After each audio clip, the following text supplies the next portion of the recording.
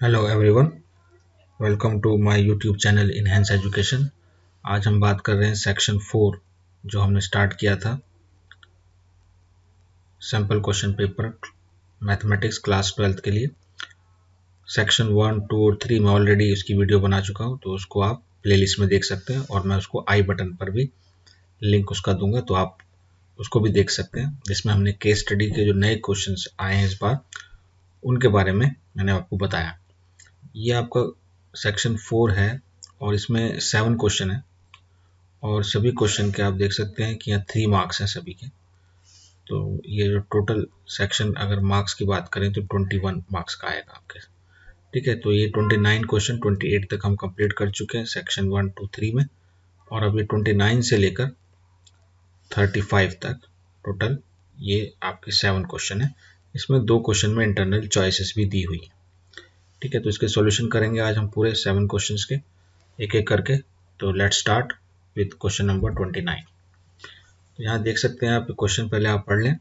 इसमें पूछा है चेक वेदर द रिलेशन, एक रिलेशन है यहाँ आर, एक रिलेशन है और उसका जो डोमेन है वो है integer, of integer defined are as the set of all ordered pair such that a plus b is divisible by 2। और हमें शो करना ये है कि चेक करना है कि ये रिफ्लेक्सिव, सिमेट्रिक और ट्रांजिटिव में से क्या क्या है। इसके अलावा हमें लिखना है equivalence class of containing zero, यानी जीरो की इक्विवेलेंस क्लास को कैसे लिखेंगे वो मैं बताऊंगा। तो पहले हम रिफ्लेक्सिव, सिमेट्रिक और ट्रांजिटिव के बारे में बात करेंगे। तो let's start with first of all, अगर हमें किसी रिलेशन को रिफ्लेक्सिव प्रूफ करना है तो उसके लिए हमें क्या देखना पड़ेगा।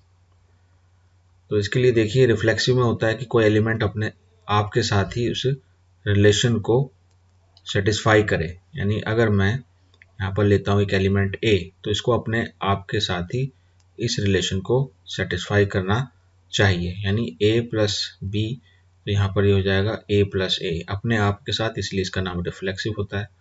तो अगर हम a प्लस ए के साथ ही इस रिलेशन को अप्लाई करें तो हमारे पास a प्लस ए कितना हो जाएगा, 2a हो जाएगा। ठीक है, और अगर इसमें 2 का फैक्टर है तो ये जो है 2 इट इज डिविजिबल बाय 2, है ना।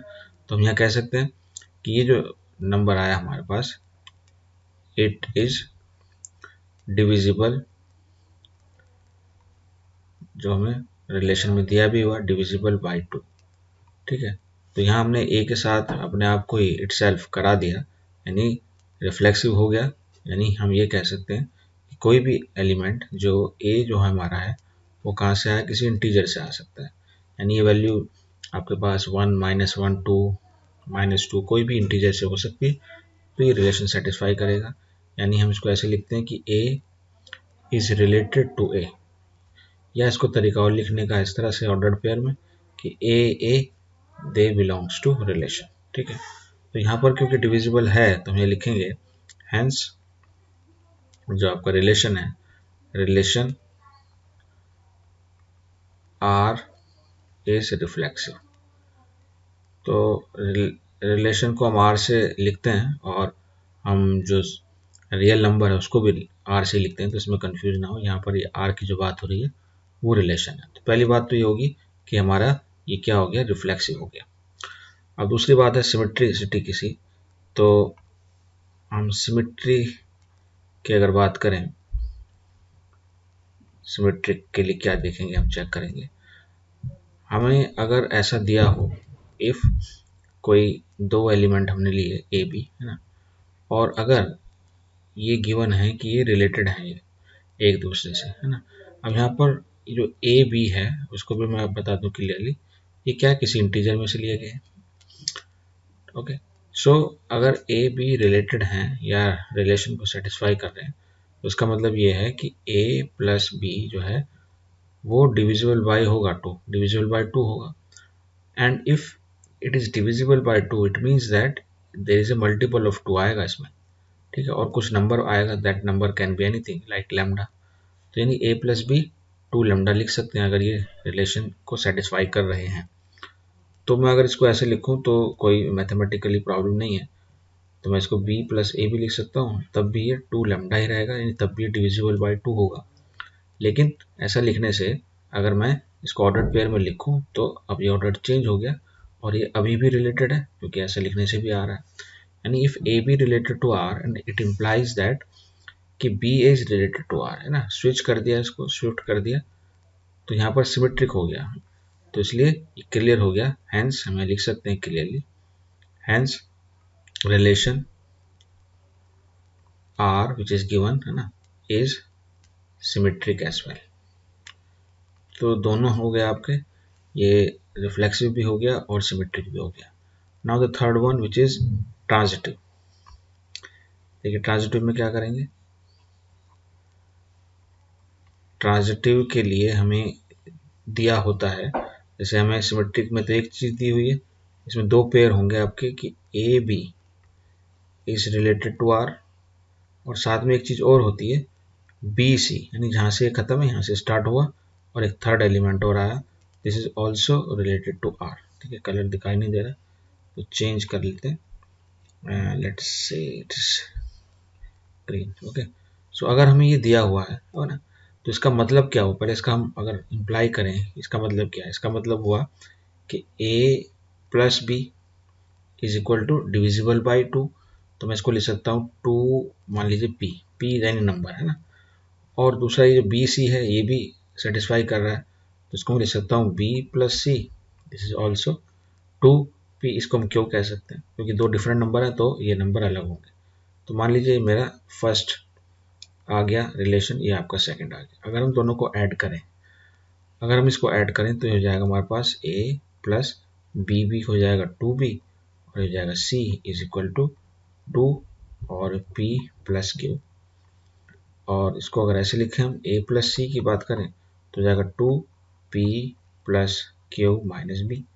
तो यहाँ पर भी फैक्टर 2 है, यानी इसका मतलब ये हुआ कि ये भी डिविजिबल है 2 से, it is also divisible by 2। तो ये इम्प्लाई ये करेगा कि ए और सी मिलकर यही रिलेशन को सेटिस्फाई कर रहे हैं, यानी a c is related to each other, है ना, when AB is related to R and BC is related to R and if it implies that कि AC, है ना, इसका मतलब ये जो है एलिमेंट, इस वाला एलिमेंट ये इससे भी सेटिस्फाई कर रहा है, तब हम कहते हैं ये ट्रांजिटिव है। तो ये प्रूफ हो गया, तो ये लिख सकते हैं हैंस रिलेशन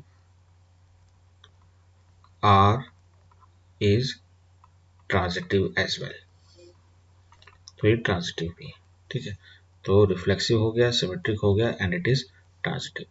अब जो लास्ट पार्ट इसमें हमसे पूछा है इक्विवेलेंस क्लास, इसका क्या मतलब है, तो हम इक्विवेलेंस क्लास की बात करते हैं। देखिए इक्विवेलेंस क्लास का मतलब है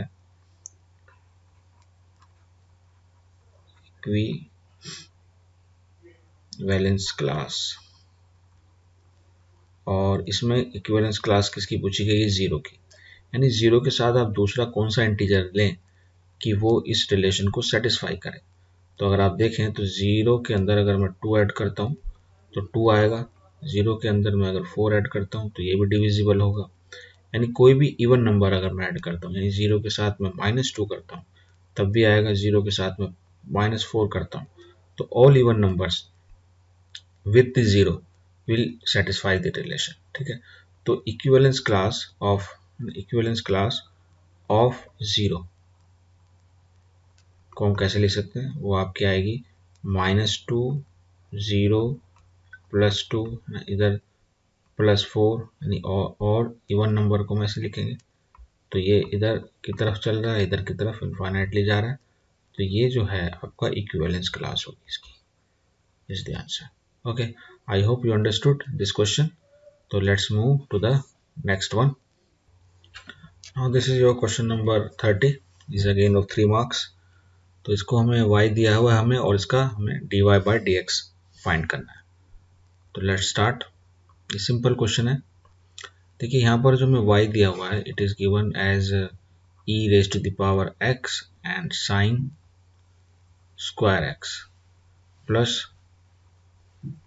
sin x की पावर x। ओके, ये दिया हुआ है। अब यहाँ पर हम इसको अगर डायरेक्टली करें तो ये पॉसिबल नहीं है, इसलिए हमें इन दोनों को अलग अलग सब्स्टिट्यूट करना होगा फंक्शन। यानी हम u एक फंक्शन ले लेते हैं और इसको लेते हैं e की power x sine square x, ठीक है। और एक हम यहाँ पर ले सकते हैं v as a function which is as sine x की पावर x। अब दोनों का अलग तरीका होगा करने का डिफरेंशिएट। यहाँ पर जैसे ये आपके पास जो वैल्यू है, अगर यहाँ पर हम इसको डिफरेंशिएट करें विथ रिस्पेक्ट टू x, तो ये हो जाएगा आपका du बाई डी एक्स। क्या कर रहे हैं हम, डिफरेंशिएशन कर रहे हैं इसकी। तो e के टर्म में जो भी होगा पहले एज इट इज होगा आपका e x sine square x, क्योंकि ई एक्स का जो डिफरेंशिएशन होता है ई एक्स ही होता है। तो थोड़ी देर के लिए हम इसे कुछ भी मान लें, चाहे एक्स हो वाई हो कुछ भी है, तो वो एज इट इज रहेगा। अब क्योंकि चेन रूल के हिसाब से जो इसकी पावर में जो भी फंक्शन आ रहा है उसको हमें अगेन करना होगा, और इसमें दो फंक्शन है तो हम इसको प्रोडक्ट रूल से करेंगे। यानी पहले हम इसको ऐसे करते हैं कि हम फर्स्ट ये फंक्शन हो गया, ये सेकंड फंक्शन हो गया। तो अगर मैं इसको करता हूँ तो x आ गया यहाँ पर, और साइन स्क्वायर एक्स को अगर मैं डिफरेंशिएट करूँ तो ये आ जाएगा 2 साइन एक्स, और साइन एक्स का फिर हो जाएगा तो ये कॉस एक्स होगा, ठीक है। अगर आपको डिफरेंशिएशन आता है तो इसमें प्रॉब्लम नहीं होगी चेन रूल लगाने में। उसके बाद ये हमारा हो गया प्रोडक्ट रूल के हिसाब से साइन स्क्वायर एक्स का और एक्स एज इट इज। अब क्या होगा, अब साइन स्क्वायर एक्स और एक्स का डिफरेंशिएशन करेंगे तो 1 आएगा, तो ये सिंपल हो जाएगा साइन स्क्वायर एक्स। ओके, तो इसको हम लिख सकते हैं e की power x sine square x, और ये जो वैल्यू है ये 2 साइन एक्स कॉस एक्स, तो हो जाएगा साइन 2x। तो इसे लिखेंगे x sine 2x plus sine square x, ये हो गया। दूसरा जो फंक्शन है उसको भी हम करते हैं। तो यहाँ हम जैसे दिया हुआ इसको हम क्या करें, लॉग ले लें अगर बोथ साइड, तो ये फंक्शन हो जाएगा log is equal to log v, और ये x नीचे आ जाएगा बाय प्रॉपर्टी ऑफ लॉगरिथम, है ना। तो ये पावर में है तो नीचे आ जाएगा, और ये हो जाएगा लॉग x। अब इसको अगर हम डिफरेंशिएट करें तो हो जाएगा 1 by v, and this become d v by d x. और इसको डिफरेंशिएट करेंगे तो यहाँ पर फिर प्रोडक्ट रूल लगेगा x, और log x का डिफरेंशिएशन हो जाएगा 1 बाई एक्स। उसके बाद log x को ऐसे रखेंगे, x का डिफरेंशिएशन करेंगे तो log x तो ऐसे रहा, x का डिफरेंशिएशन 1 हो गया। इसको हम काटे तो ये कट भी जाएगा, तो ये d v by d x हो जाएगा हमारे पास v, और ये हो जाएगा 1 प्लस लॉग एक्स। यानी आपके पास हो जाएगा d v by d x. V हमारे पास जो था एज इट इज, ये वैल्यू v की हम यहाँ सब्स्टिट्यूट करेंगे, तो ये हो जाएगा आपके पास साइन x की पावर x, v की वैल्यू ये हो गई, और ये 1 प्लस लॉग एक्स। देखिए हमने क्या लिया था, यहाँ पर हमने इसको u लिया था और इसको हमने v लिया था। यानी हमारा जो y था, यहाँ पर लिख लेते हैं, अब y जो था हमारा वो हो गया था u प्लस v, और हमें चाहिए था dy बाई dx, तो ये हो गया था du बाई dx को ऐड कर दें हम dv बाई dx से, है ना। जो हमने अलग अलग किया है, तो यहाँ हमने किया ये फर्स्ट इक्वेशन में, और यहाँ हमने dv बाई dx निकाला सेकंड इक्वेशन में। बस इसको सब्स्टिट्यूट कर दें तो आपका आंसर आ जाएगा, तो ये जाएगा e की power x sine square x, और ये हो जाएगा x sine 2x plus sine square x, और इसको ऐड कर देंगे तो ये हो जाएगा sine x power x, and this is 1 plus log x. So this is the answer to this question. So I hope you understood the explanation. Okay, let's move to the next question.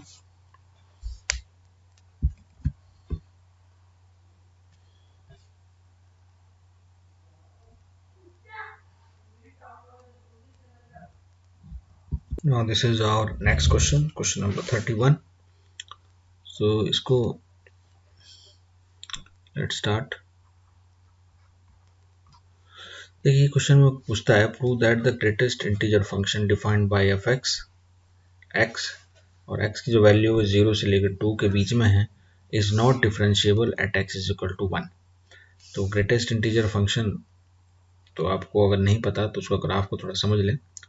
ये greatest integer function में क्या होता है कि आपकी जो values होती हैं, जैसे यहाँ पर आपको 1 है, ये 2 है, तो यहाँ पर जो भी आप वैल्यूज देंगे तो यहाँ इस 1 से छोटी अगर कोई वैल्यू होगी तो उसके लिए इसका जो y की वैल्यू होगी वो होगी आपकी 0, यानी यहाँ पर आकर वो रुकेगा।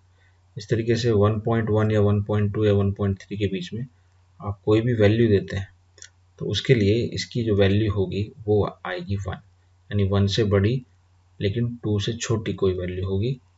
2 से छोटी, 2 एग्जैक्टली 2 नहीं, 2 से छोटी कोई वैल्यू होगी तो उसके लिए ये वैल्यू होगी।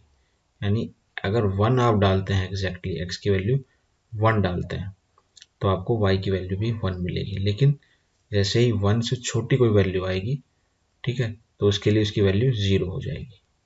इस तरीके से अगर 2.1 कोई आती है वैल्यू, x की वैल्यू हम 2.1 लेते हैं तो उसकी, या 2.2 लेते हैं, 2.3 लेते हैं, यानी 3 से छोटी कोई भी वैल्यू लेते हैं तो अगर 2 भी लें तो उसकी वैल्यू कितनी आएगी, 2 आएगी। यानी 2 पर भी अगर पॉइंट लें हम, ये मैंने 2 लिया तो उसकी वैल्यू कितनी आएगी, 2 आएगी।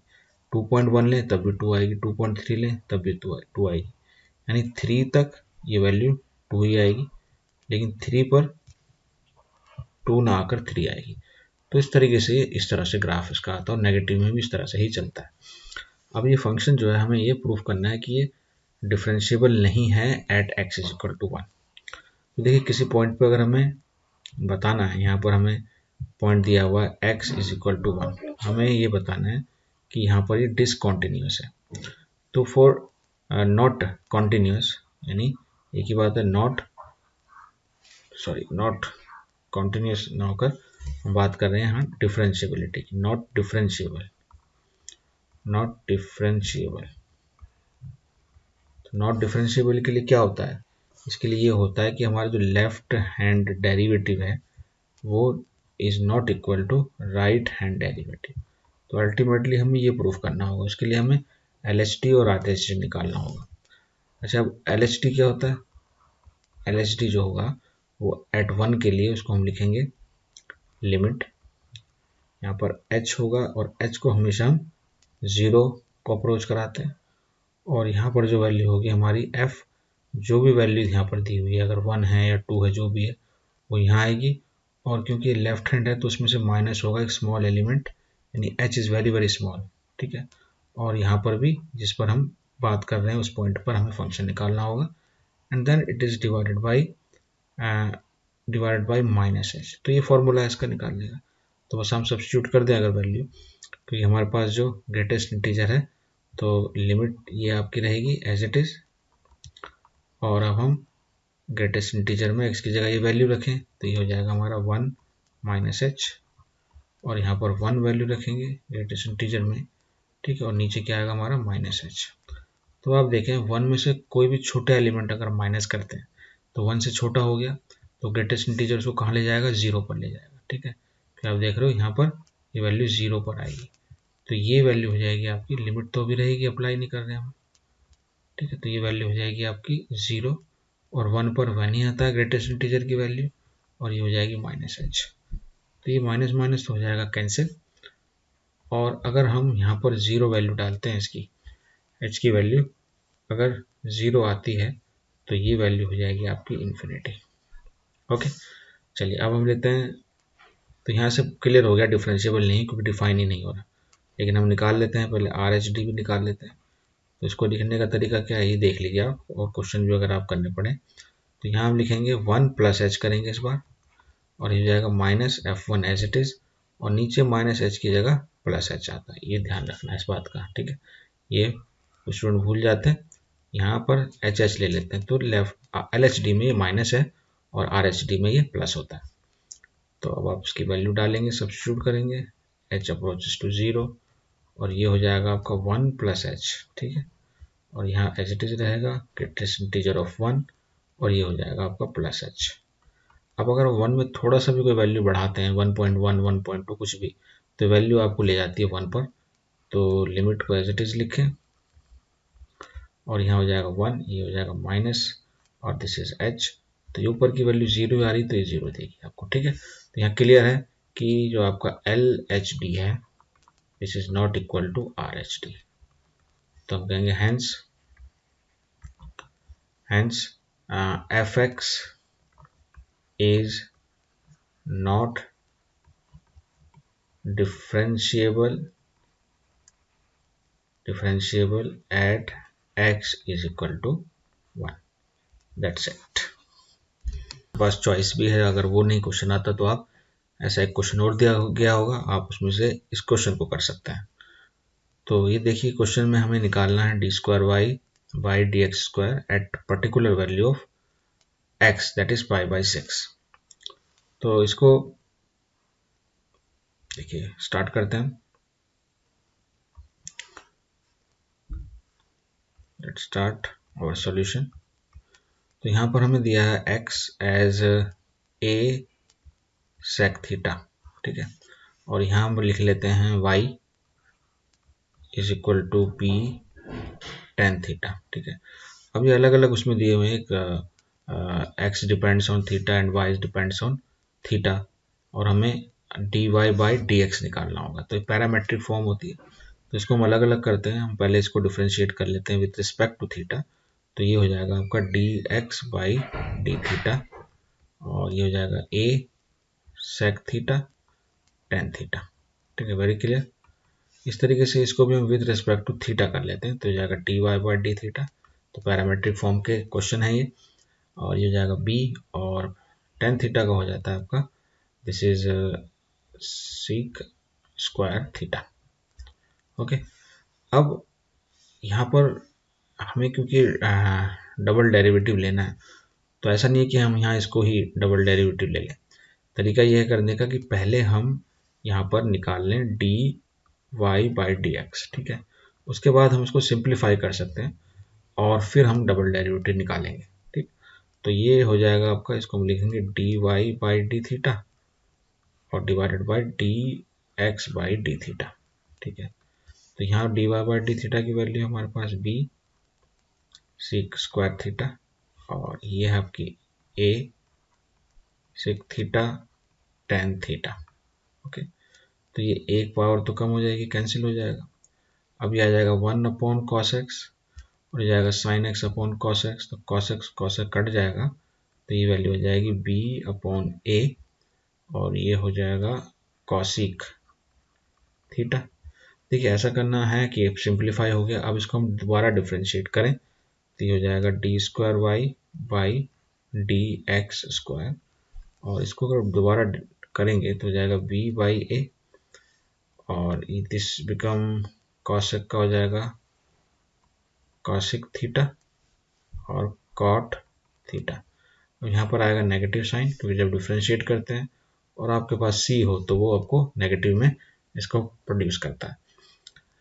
ओके, तो यहाँ पर ये जो वैल्यू होगी हमने जो लिखी है d y by d x, और एक चीज़ का ध्यान रखना पड़ेगा कि क्योंकि हम इसको अब डिफ्रेंशिएट कर रहे हैं d y by d x को दोबारा विथ रिस्पेक्ट टू x, और यहाँ पर x नहीं है, ठीक है, तो हमने इसको तो डिफ्रेंशिएट किया, लेकिन साथ में एक चीज़ और आएगी, वो आएगी आपकी क्या, D theta by d x, ठीक है। इस बात का ध्यान रखेंगे क्योंकि ये थीटा के रिस्पेक्ट में हुआ, और ये भी थीटा के एक्स के रिस्पेक्ट में हमने इसको पहले डिफ्रेंशिएट किया, और लेकिन थीटा को हमें फिर एक्स के रिस्पेक्ट में करना होगा। अब ये D theta by d x हम यहाँ से निकालेंगे इसकी वैल्यू, तो ये जो वैल्यू है यहाँ से हमें D theta by d x की वैल्यू मिलेगी, यानी इसका रेसिप्रोकेट हो जाएगा ये, तो ये वैल्यू हो जाएगी आपकी माइनस, बाहर ले लेंगे हम, b by a cosec theta cot theta into ये हो जाएगा 1 upon a sec theta tan theta.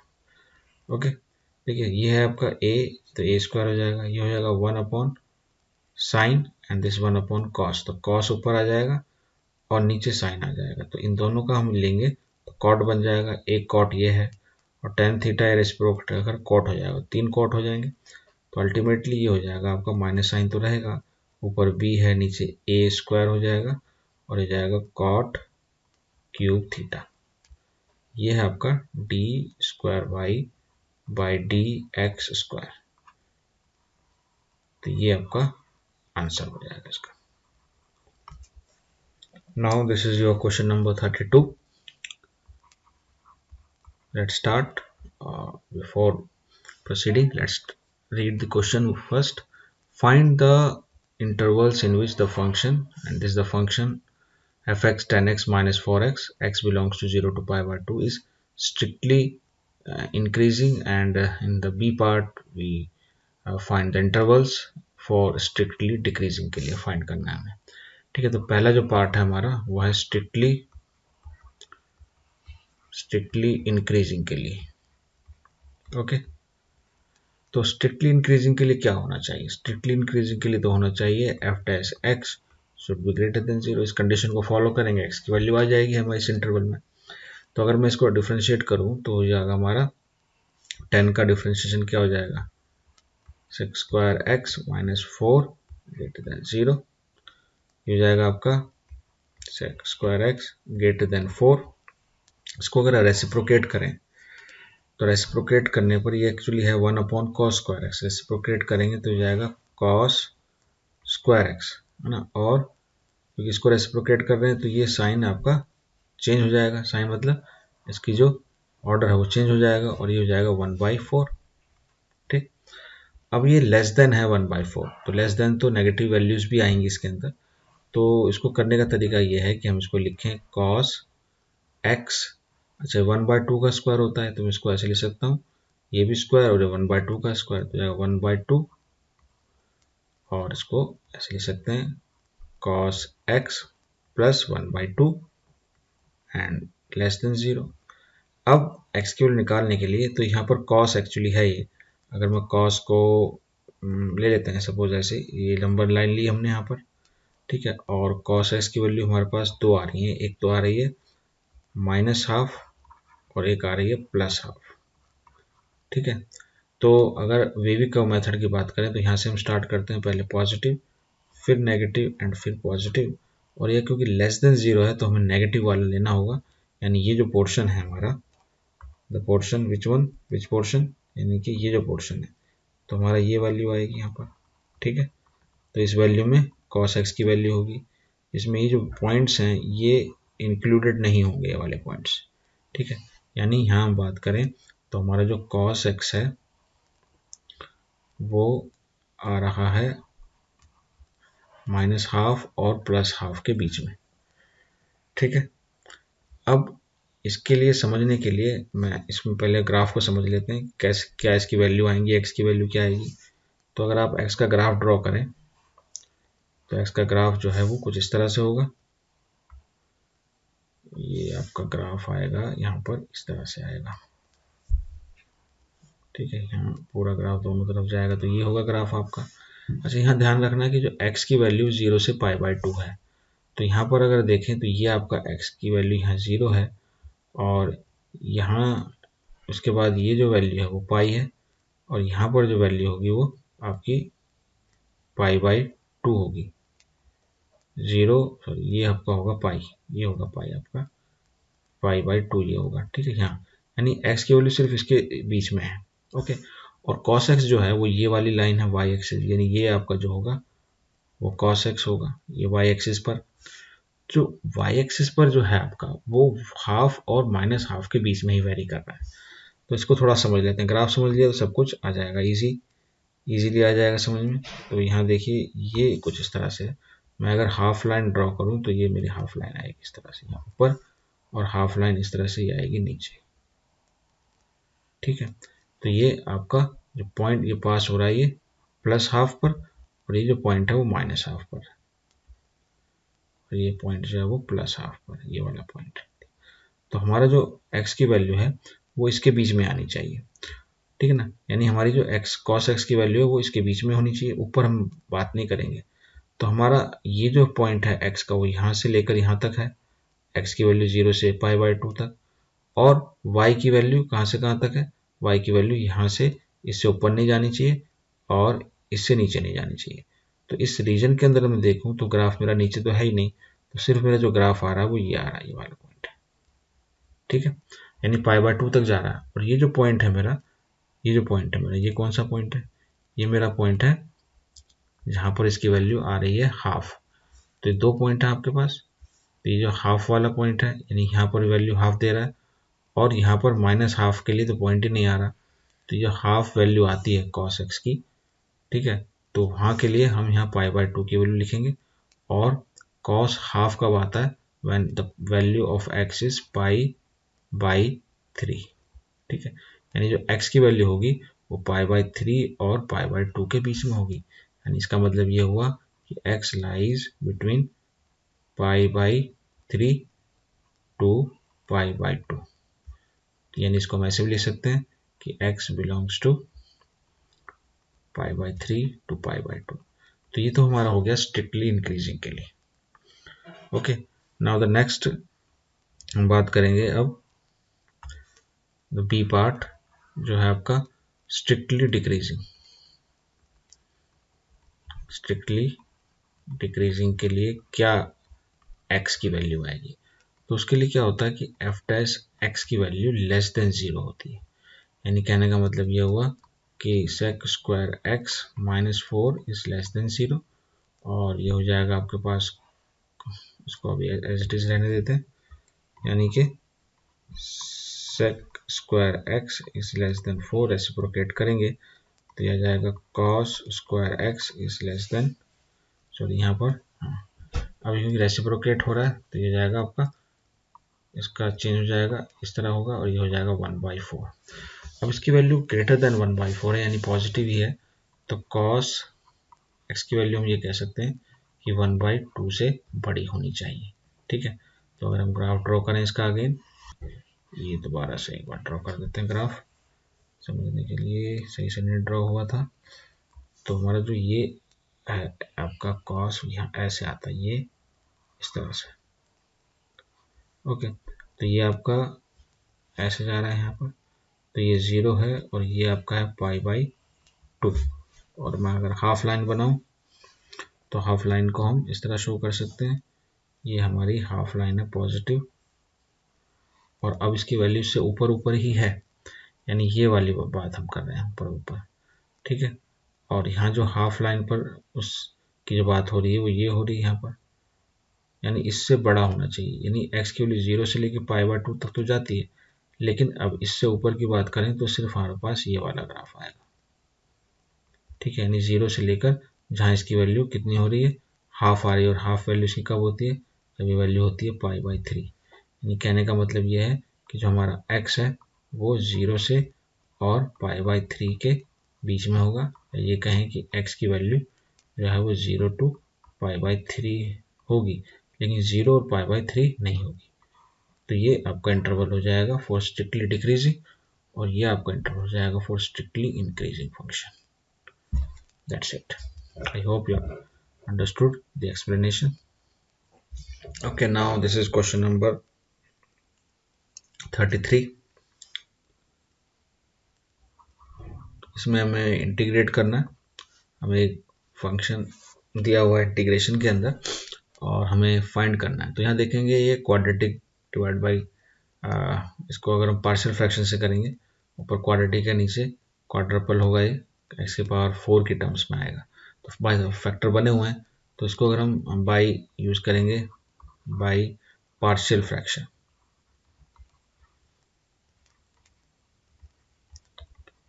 तो बाई पार्शियल फ्रैक्शन हम इसको लिख सकते हैं, देखिए एक्स स्क्वायर प्लस 1 है यहाँ पर, और इसके कैसे फैक्टर बने हुए हैं यहाँ पर, एक्स स्क्वायर प्लस 2 और एक्स स्क्वायर प्लस 3 के हिसाब से, ठीक है। इसको हम ऐसे करेंगे a upon x square plus 2, और दूसरा हो जाएगा b upon x square plus 3। Okay, अब क्रॉस मल्टीप्लाई कर दें तो हो जाएगा एक्स स्क्वायर प्लस 1, और ये जाएगा a x square plus 3 plus b x square plus 2। अब क्या करते हैं, इक्वेट करेंगे हम, equate coefficient of x square and constant term, ठीक है। तो एक्स स्क्वायर की टर्म को करेंगे तो यहाँ 1 आ जाएगा, और ये हो जाएगा आपका a प्लस b, कांस्टेंट को कंपेयर करें तो आ जाएगा 1, हो जाएगा 3a प्लस 2b। तो यहाँ से आप कोई एक वैल्यू निकालनी है, यानी ए की वैल्यू निकाल सकते हैं 1 माइनस बी, और यहाँ पर इस वैल्यू को यहाँ सब्स्टिट्यूट कर दें। तो 1 is equal to 3 1 minus b plus 2b, that's become 3 minus 3b plus 2b, तो this become 3 minus b and this is 1, तो b तो इधर आ जाएगा, पॉजिटिव हो जाएगा, ये 3 minus 1 ये हो जाएगा आपका 2, तो b की वैल्यू कितनी आ गई, तो b ये हो गया यहाँ पर b इज इक्वल टू 2, और b 2 हो जाएगा तो a हो जाएगा 1 minus 2 इज इक्वल टू -1, तो a की वैल्यू आ जाएगी -1। बस अब हम इसको निकाल सकते हैं। तो हमारा जो इंटीग्रेशन है i that is equal to x square plus 1 divide by x square plus 2, और this is x square plus 3, this is dx। तो a है हमारा -1, तो ये हो जाएगा -1 upon x square plus 2 dx, break कर लेंगे अलग अलग, और ये हो जाएगा 2 upon x square plus 3 with dx। Okay, तो यहाँ पर अब आपका फॉर्मूला यूज होगा, और फॉर्मूले के अकॉर्डिंग हम क्या लिखेंगे इसको, this can be written as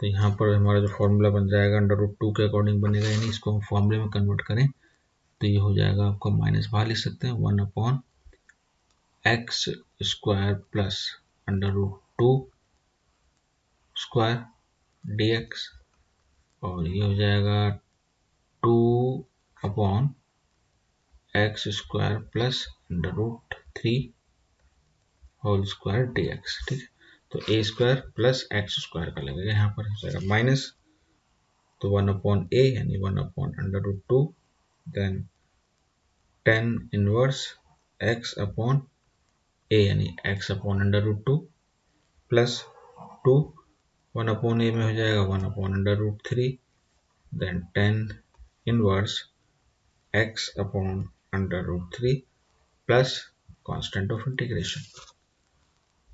Okay, so this is the answer to this question.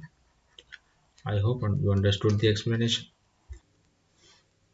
Let's start the solution.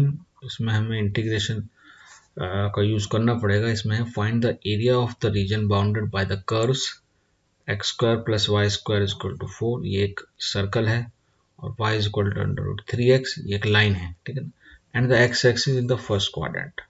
Okay, तो यहाँ पर ये सर्कल हो गया, तो इसको अगर हम ग्राफ बनाएं पहले, तो देखिए ग्राफ कुछ इस तरह से होगा इसका, ये पहले हम सर्कल ड्रॉ कर लेते हैं, और सर्कल की रेडियस कितनी होगी यहाँ पर 2, तो ये आपका सर्कल होगा कुछ इस तरह से। ठीक है, एक तो सर्कल हो गया, फर्स्ट क्वाड्रेंट आपका ये है, इस क्वाड्रेंट की बात करेंगे सिर्फ, और एक लाइन है y/√3x, एक लाइन जो है 0 0 से पास होती हुई जाएगी, मान लीजिए ये हो सकती है, ठीक है, और ये आपका x एक्सिस हो गया, एक इसकी बात की है इसने, और एक ये लाइन है आपकी √3x, और ये आपका सर्कल, तो ये वाला जो आपका जो एरिया होगा वो ये वाला होगा, ठीक है, इसके अंदर, ठीक है। अच्छा, ये जो पॉइंट है, ये पॉइंट हमें निकालना होगा कि ये कहाँ कट कर रहा है। तो हमारे पास दिया हुआ है हमें x square plus y square is equal to 4, है ना, and y is equal to √3x। तो अगर हम y की वैल्यू इसमें सब्स्टिट्यूट करें तो ये हो जाएगी x square plus 3x square is equal to 4, यानी 4x square is equal to 4, and x की वैल्यू प्लस माइनस आएगी आपके पास 1, यानी यहाँ जो ये वैल्यू आ रही है ये वाली वैल्यू हमें चाहिए, और ये इसकी ज़रूरत है सिर्फ, यानी यहाँ पर ये कहाँ कट कर रही है 1 पर। अच्छा, ये थोड़ा बनाने में ऐसा लग रहा है, लेकिन ये जो पॉइंट होगा वो रेडियस 2 है, तो ये पॉइंट 2 हो गया, यानी इन बिटवीन आ रहा है। तो बहरहाल आप समझ जाएं कि मैं क्या बताना चाह रहा हूँ, ठीक है, रफली ड्रॉ किया हुआ। तो ये जो है आपका 1 है, और यहाँ पर ये वैल्यू 2 है, अब जब हम इसको एरिया निकालेंगे तो इस लाइन को हमें इंटीग्रेट करना होगा 0 से लेकर 1 तक अलॉन्ग दी एक्स एक्सिस। ठीक है, ये निकल जाएगा एरिया। उसके बाद ये जो एरिया होगा वो सर्कल का होगा। उसके बाद 1 से लेकर 2 तक हम सर्कल का y लेंगे और टोटल एरिया निकाल लेंगे। ठीक है, तो ये हो जाएगा हमारे पास अब area of the bounded reason. ठीक है, दैट इज आई। तो वो हो जाएगा, पहले 0 से लेके 1 तक y को इंटीग्रेट करेंगे जो कि आपकी लाइन है। तो लाइन है आपकी √3x dx। उसके बाद 1 से 2 तक जा रहे हैं हम सर्कल के अलोंग, और सर्कल का y जो होगा वो हो जाएगा 4 माइनस एक्स स्क्वायर और √, दिस इज dx। बस ये निकालना, हमारे पास एरिया निकल जाएगा। तो ये हो जाएगा √3, this is x square divided by 2। ये आपकी लिमिट्स होंगी 0 to 1, और इसको हम करेंगे, ये हो जाएगा आपके पास 1 to 2, ये हो जाएगा 2 square minus x square dx। तो यहाँ पर फॉर्मूला लगाएंगे, जिसको अगर हम 1 की वैल्यू रखें तो 1 आ जाएगा, ये हो जाएगा आपका √3/2 प्लस। अब यहाँ पर जो है वो इसका फॉर्मूला लगेगा। फॉर्मूला क्या होता है वो आप देखें। तो फॉर्मूले के अकॉर्डिंग ये हो जाएगी वैल्यू आपकी, दिस इज बिकम, देखिए यहाँ पर 1 to 2 लिया हुआ हमने पहले। ओके, तो ये होगा, इसके फॉर्मूले के अकॉर्डिंग हो जाता है x/a। ये a है तो ये जाएगा x/2, then √2 square minus x square plus 2 sine inverse x/a यानी x/2। ठीक है, ये इसका इंटीग्रेशन होगा फॉर्मूले के अकॉर्डिंग, और ये 1 to लेकर 2 तक इसकी लिमिट हम अप्लाई करेंगे। ठीक है, तो इसको अगर आप सॉल्व करेंगे then you will get the value as 2π/3। ठीक है, this is the square unit. तो यूनिट आपकी नहीं दी है, तो ये आपका आंसर हो जाएगा। क्वेश्चन का ये और पार्ट है चॉइस का, तो इसमें भी हमें एरिया निकालना है। तो इसमें एरिया ऑफ इलिप्स निकालना है हमें। तो ये हमारे पास जो इलिप्स की इक्वेशन दी हुई ये है x square plus 9y square is equal to 36। अगर आप 36 इसको डिवाइड करें तो ये हो जाएगा x square divide by 36 plus 9y square divide by 36 is equal to 1।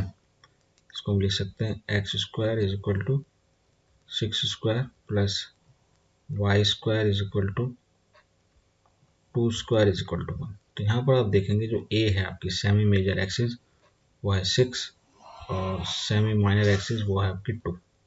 Okay, तो अगर आप इस इलिप्स को ड्रॉ करें तो कुछ इलिप्स इस तरह से होगा आपका।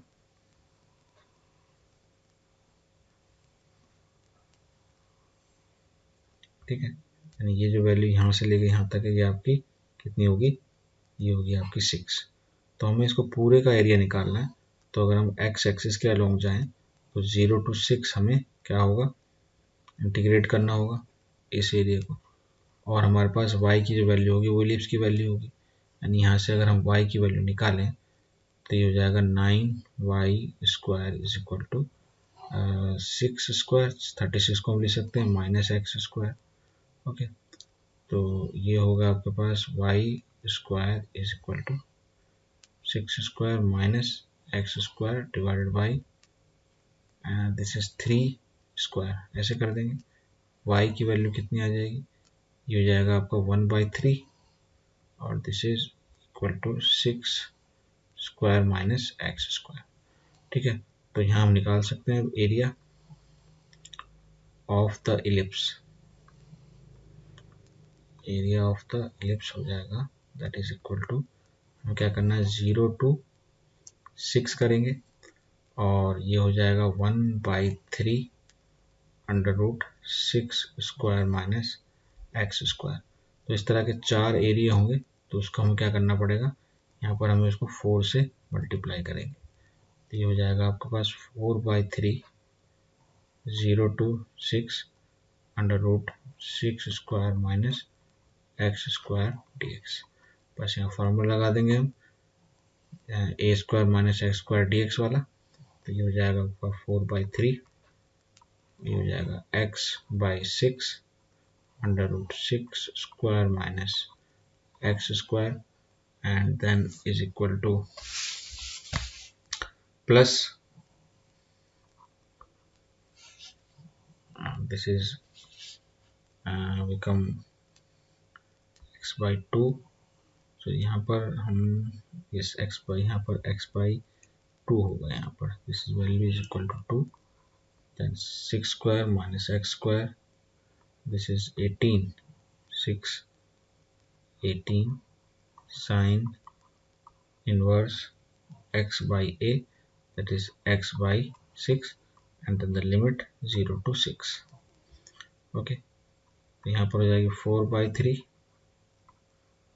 एंड दिस बिकम, अब यहाँ वैल्यू 6 रखेंगे तो ये 6 स्क्वायर 0 हो जाएगा, यहाँ आपका आ जाएगा 18 और साइन इनवर्स 6/6 1, और 1 के लिए साइन इनवर्स 1 की वैल्यू होती है π/2। उसके बाद 0 रखेंगे तो पूरी टर्म 0 आने वाली, तो 0 आ जाएगी, तो ये कैंसिल हो जाएगा, कितना आ जाएगा 9, ये कैंसिल हो जाएगा, 3 आ जाएगा यहाँ पर, तो ये हो जाएगा आपके पास 12 square unit. That is the answer to this question. Now this is the last question of this section, question number 35.